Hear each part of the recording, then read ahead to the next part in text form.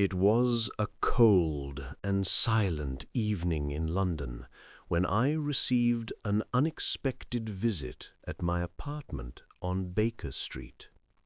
The fog was thick outside, covering the street lamps and drowning the entire neighborhood in a pale yellow glow. I was sitting by the fireplace, reading the notes of an unfinished case, when a sudden knock echoed through the corridor. When I opened the door, a tall young woman stood there, trembling slightly, holding a sealed envelope in her hand. She introduced herself as Miss Eleanor Hartwell. Her voice was soft but full of urgency, as if every second mattered. I invited her inside and offered her a seat near the fire.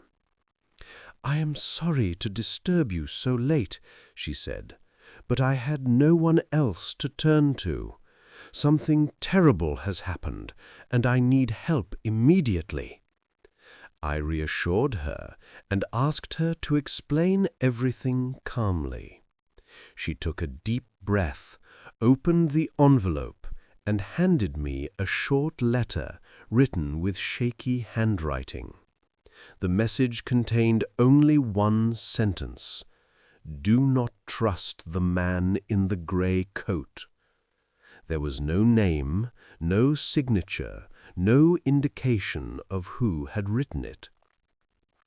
Miss Hartwell told me that her father, a retired archivist, had disappeared 3 days earlier. The night before he vanished, he had mentioned a man wearing a gray coat who had visited him at the library. According to her father, the man asked unusual questions about old documents that were normally restricted.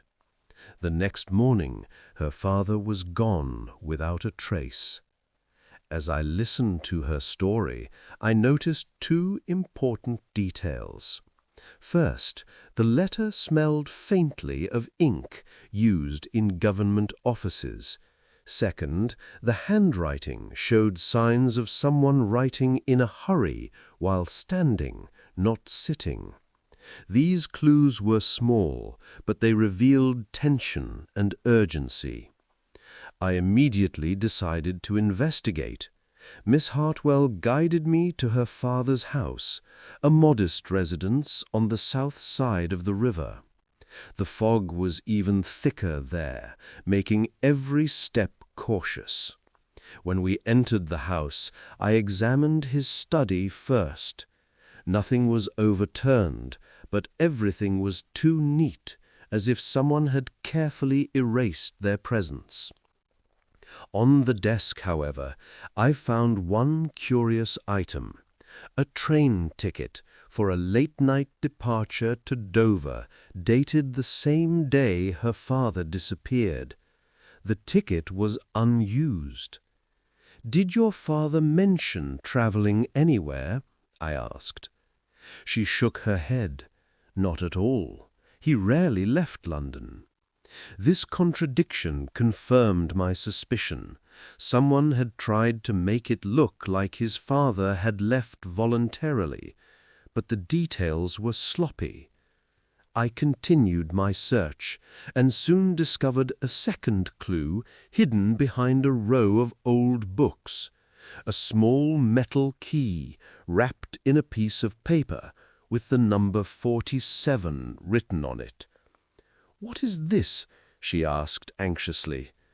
"A storage key," I replied quietly, "and the number might refer to a specific locker." We left the house and headed toward the closest railway station. After speaking with the station clerk, we were directed to a storage area in the basement. Locker 47 was old and covered with dust. With the key I had found, I opened it. Inside was a single wooden box. Miss Hartwell stepped back, her hands shaking. I carefully opened the lid. Inside the box we found several documents stamped confidential, a silver pocket watch, and a small notebook filled with coded messages. On the first page of the notebook was a name written in bold letters, Grayford. Miss Hartwell gasped. "That's the man in the grey coat. My father mentioned his name once." Before I could examine the notebook further, I heard footsteps approaching. Slow, heavy, deliberate steps. Someone else had followed us into the basement. I closed the box quickly and motioned to Miss Hartwell to stay silent. The footsteps stopped just outside our corridor. The fog from outside had seeped through the old windows, creating eerie shadows along the walls. A tall silhouette appeared at the end of the aisle, a man wearing a long grey coat. Miss Hartwell grabbed my arm. "That's him!" The man did not move. He simply stood there, watching us in silence, as if measuring every breath we took. I stepped forward. "Sir, perhaps you can explain why you are following us?" The man gave no answer. Instead, he slowly raised his hand and pointed directly at the wooden box we had just opened. And then, without a word, he turned around and disappeared into the fog.